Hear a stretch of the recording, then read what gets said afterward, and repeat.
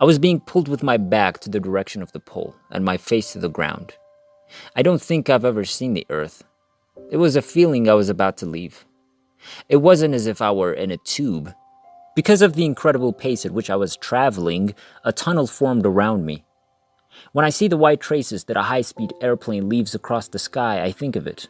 The marks were made by the jet. It's the same thing.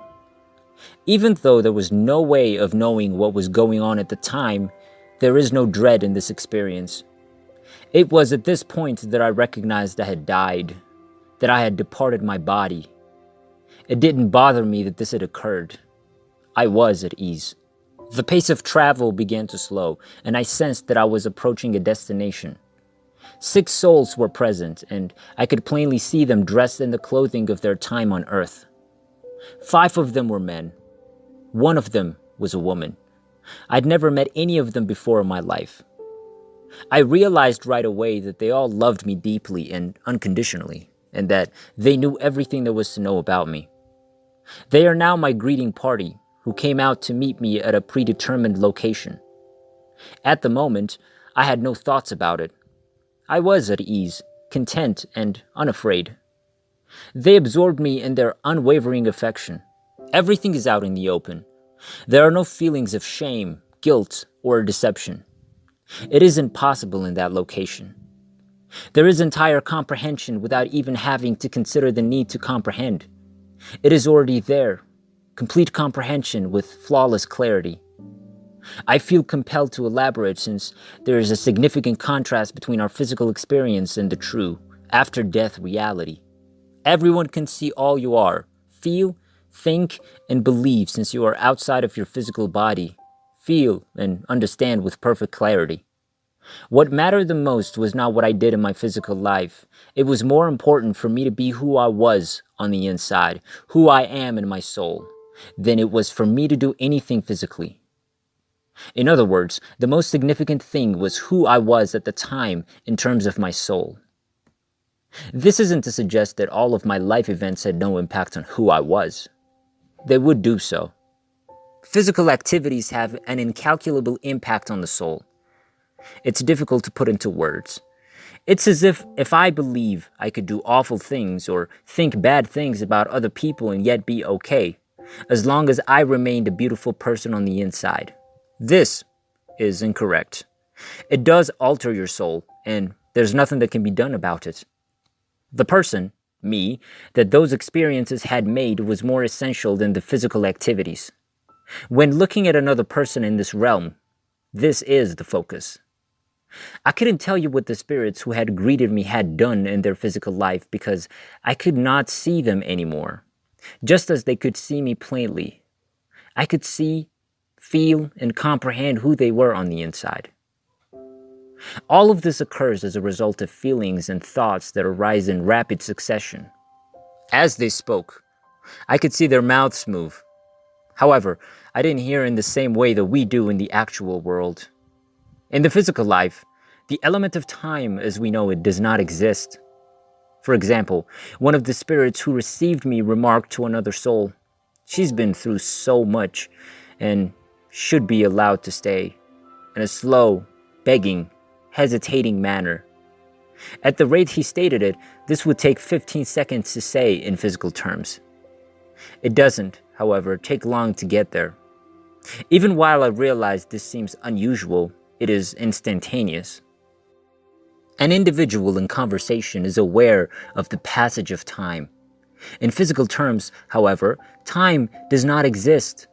It is the most beautiful language imaginable, absolutely clear, perfectly understandable, wonderfully liberated, and perfectly complete. I've never heard of a tone that might be used to identify a particular voice. That is not the case. There is a tone present. It's not a physically audible tone, but rather a tone that identifies a specific soul.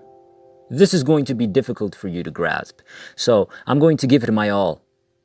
Everything is happening at the same time, or at the very least overlapping. Imagine 1,000 things happening at once, with everybody talking at the same time and absolutely understanding every detail. I could clearly comprehend all 6 spirits conversing at the same time. as well as understanding the deepest secrets of their hearts, plus a plethora of other events and knowledge that I was privileged to learn, all at the same time. Because of the dynamics of the method of communication, souls laid naked, plus you feel it and know it's the truth, there are no uncertainties about what is spoken, and it is something I never question. It's not necessary. I have a gut feeling that this is the actual method of communication. I immediately feel liberated from the constraints of bodily enslavement. You finally feel at ease, as if you arrived at your destination. I have no recollection of this location being my home. It was more of an immediate and intuitive sense that I belonged here. There are no doubts there. They are not feasible. Everything is crystal clear information. The most important aspect of this event is love. I'm completely absorbed by a love that we do not have in our physical world. It doesn't matter how much love you have for your children. It's nothing compared to this love. This is the purest, truest, deepest, and most unconditional love you have ever known. Now, I understand if you're saying, that's how I feel about my kids. That's something I would say as well, but it is far more than these words can convey. And I believe this is due to the fact that this is communicated to you through feelings. It takes your breath away. This affection was not comprehended by my mind when I received it. The soul can feel it. And as a feeling, that huge feeling of absolute love surged directly into your heart. With a sudden swish of feeling, it can send your soul to its knees. This is not overpowering in a negative way. It is completely overwhelming in the greatest possible manner.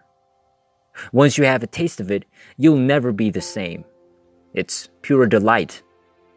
Everything you have ever wanted, plus a whole lot more. I couldn't believe how much I was loved. I'm still and will always be. There's a bright light that I felt forced to step into. I could not do it. From a distance, this light reminds me of the rays emanating from a photograph of the sun. When light travels far away from its source, its width is smaller, and the rays spread out as they go further away. The closer the light gets to you, the larger its point of origin becomes, until it's so close that it fills your entire viewing screen with light. The source of the knock your socks off love is this light, which is presumably why my instinct urges, more please, I'm going there. That's not to say that I did not experience a great deal of affection from the individual people I met. That is exactly what I did. And the affection they had for me was enough to last a lifetime in any human being. It's just that when I realized there was more love out there, together with the knowledge that this source of love was even closer to me in terms of proximity, I desired it so much more. It felt as though the being who was releasing such great affection for me understood everything there was to know about me. In terms of what a mother or father feels for their child, the love was over the top. So, in a way, I felt pulled to my closest relative, despite the fact that it was clearly not the type of relative we encounter in the actual world. Nonetheless, it felt more genuine than any physical connection. The brightness now reminds me of God, and I am grateful that during my dying experience, the light demonstrated its love for me. Okay, I'll tell you about the experience in human words, even though I believe these details pale in comparison to the genuine and crucial parts I've attempted to express. They began adoring me via their thoughts or feelings as soon as they arrived at the location where the six souls met. I felt liberated and wonderful. They were having a lengthy discussion about me being allowed to remain somewhere I didn't know about at the time. But I was content to remain in my current location.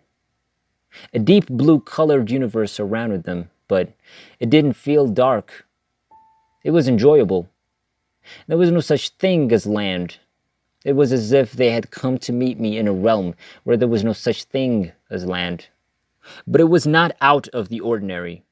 Quite the opposite is true. It had a more natural feel about it than Earth. It felt natural in my mind's eye. I can still see their faces. They were all in agreement that I should be permitted to stay. I was overjoyed. I had no intention of returning. Certainly not. That was beyond a shadow of question in my mind.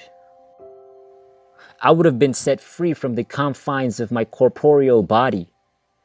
My intellect was 1,000 times sharper, freer, and capable of operating at full capacity, which I had never the idea was possible before I died.